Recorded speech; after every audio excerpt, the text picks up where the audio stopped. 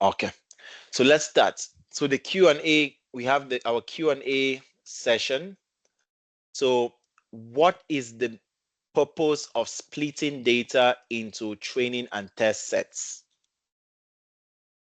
Can someone think of the main purpose of splitting data into a training and test set? To improve the model's accuracy on the training set, to validate the model's performance on unseen data, to ensure that the model fits the training data perfectly, to increase the size of the data. A, so to improve the model's accuracy on the training set. So A is not the correct answer, unfortunately. The main reason why you are splitting the data is to be able to validate the performance of the data on unseen data, or performance of the model on unseen data. Remember that when you split your data into a training and test set before training your model, the model will not have seen the test set. So the model will be trained only on the training data set because you have kept the test set. You have kept the test set aside for evaluating the performance. So the main reason why you are keeping this test set aside is that you don't because most often when you train models, machine learning models will fit perfectly on the training data set. So most often the machine learning model will be able to learn the patterns within the training data set, but you have kept aside unseen data. You have kept aside data that has not been used to train the model. And you want to evaluate now this data, you want to evaluate your model on this test data set. And the whole purpose is now to validate that the model can also perform well on data it has not been trained on data it has not seen. Therefore, if your model performs well on the training data set and also well on the test data set, then you are okay and you are good to use the model because the model has performed on data it was trained on, and it has also performed well on data it wasn't trained on, data it has never seen before. So that is the main reason why we are splitting our data into a training set and a test set. So the correct answer is B, to validate the model's performance on unseen data. We go to the second. What does the term model selection refer to in machine learning? Choosing the best algorithm for a given problem, selecting the best training data, adjusting the parameters of a model, and deciding on the feature engineering techniques to use. Yes, so Lionel had the correct answer. The correct answer is A. So when we are saying selecting the model, we are referring to choosing the best algorithm for a given problem. And that is very key because the key words there is you're choosing the best algorithm and for a given problem. So if you need to know the problem, as I said, you need to identify that you are dealing with a classification problem or a regression problem, right? If you are dealing with a classification problem, you cannot use a regression model. So you need for a given, you need to identify the problem. You need to select which model is best for that problem. Obviously, as I said, it's a good principle to start from a simple model to a more complex model. So you try a simple model, you look at the performance before going to more complex model. And the main reason is that simple models are easier to interpret because you can easily explain a simple model. For example, the regression function equation which we have, you remember where we could easily say x1 represents the parameter, it represents the weight of the input feature. But when you go to more complex model, it becomes very difficult to explain the model. So always start with simple models, look at the performance before going to more complex model. So the correct answer is A, Model selection means choosing the best algorithm for a given problem. Which metric is commonly used for evaluating classification models? Remember, classification models is when we have a categorical outcome. So we have like class 1, class 2, raining, sunny, and so on. Yes, the correct answer is accuracy. So we commonly use accuracy for evaluating classification model, while the mean squared error, the R squared, the mean absolute error are mostly used for regression problems. So we go to the fourth question. What is the main goal of hyperparameter tuning? Remember, hyperparameter is changing the configurations of hyperparameters are the configurations of the model which are changed, which are set before we train the model. So what is the main goal for tuning these hyperparameters? So one, to reduce the number of training samples, which is not correct, to find the best model parameters that improve performance, to increase the dimensionality of the feature space, and to simplify the model architecture. The main purpose, the main goal of us tuning the hyperparameters is to improve performance. So the answer is B. So we are trying. So when we'll be tuning, so for example, in a random forest, I told some hyperparameters are the number of trees, the aggregation method. So if you want to do majority vote, the number or the number of trees within the forest. So if we change this number of trees and we change the aggregation method, the only reason why we keep changing these things is obviously is that you have detected that your model is either underfitting or overfitting, and you want to improve the performance of the model. That is why we are changing this. We'll be changing the number of trees within the forest. We'll be changing the aggregation method we are using, and so forth. The reason for this is to improve performance. So first, you start with a particular configuration for your model, a particular hyperparameter for your model. You will get the performance of the model. You will check if the model was overfitting or underfitting, or if it was performing well. If the model has the best performance, you will not tune that hyperparameter, right? Because you have gotten what you want.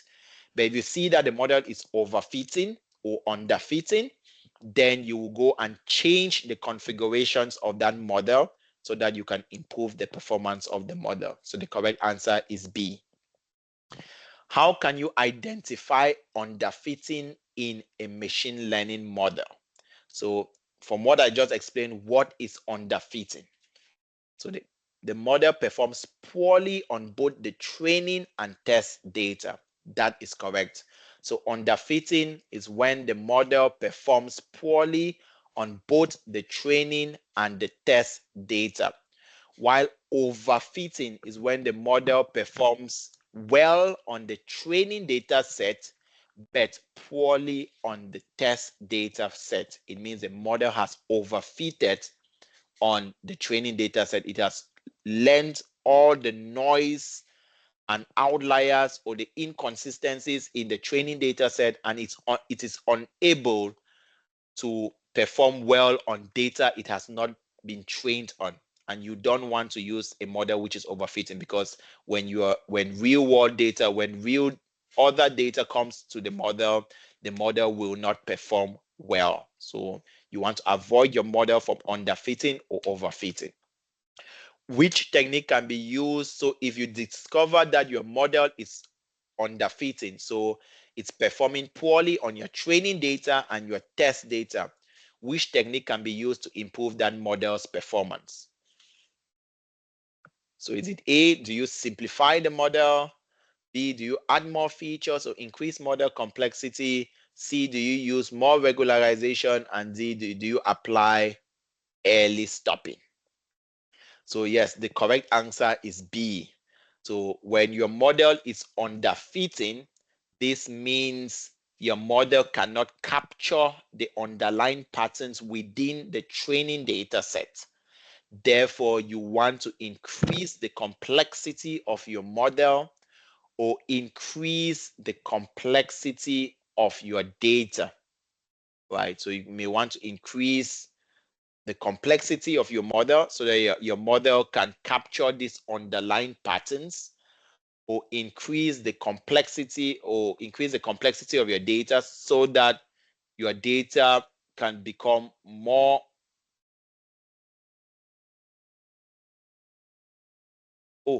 is it so increase the complexity of your model so your model can capture the underlying patterns and reduce the complexity of your data. So this had to be reduced, so we are trying to reduce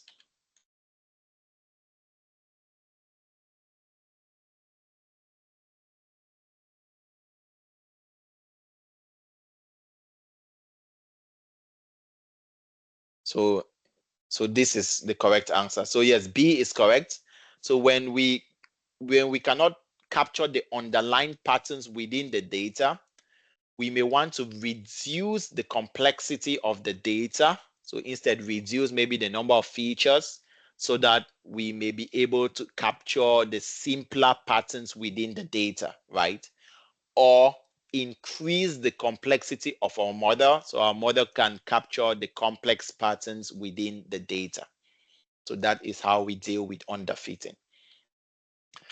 The third is, what is the role of model hyperparameters in machine learning?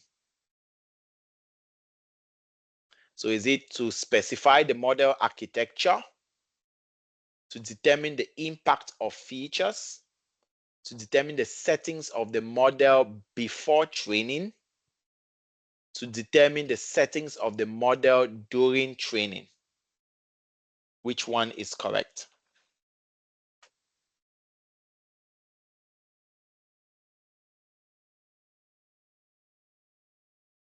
No, so hyperparameters are not used to determine the impact of features. The role of hyperparameters, yes, is to determine the settings of the model before training. Or another correct answer would have been to specify the model architecture before training. Remember, we are trying to always do this before training and not during training. So we'll specify the settings or the architecture of the model before training. So A would have been correct if we added before training in A, but because we don't have, it's very good to specify that we are trying to determine or specify the settings of the model or the architecture of the model before training. That is the role of model hyperparameters. Number 8, which evaluation metric is suitable for regression tasks?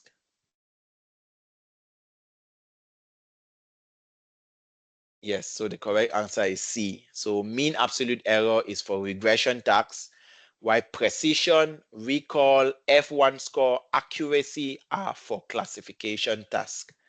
And the last question, but not the least, is what is the key difference between training and testing phases in machine learning? What is the key difference between training and testing phases in machine learning? So someone said A or C. So A, training optimizes the model parameters while testing improves the performance on unseen data. Someone said C, training optimizes the model parameters while testing evaluates the performance on unseen data. Yes, so that's the correct answer. So C is the correct answer. So obviously, after evaluating the performance, if the performance is not what you expect, then you go back to the training process to improve the performance, where you may select a more complex model, select a least complex model, select improve your data, maybe increase features in your data or reduce features in your data, get more data, and so on and so forth. All of this is part of optimizing, trying to optimize the performance of your data. However, the training process, you're trying to optimize the model parameters or the model's architecture. Remember, it can be parameters when the models have parameters, but if we're dealing with decision trees that do not have parameters, we are talking more of we are talking more of the structure of the tree, right? So it can be trying to optimize the model parameters or the model structure or architecture, while testing evaluates the performance of this model on unseen data. So you take the model and you test on the testing data to see how the model will perform on data it has not been trained on before. So that's it. And that's all for our Q&A. I hope you enjoyed it.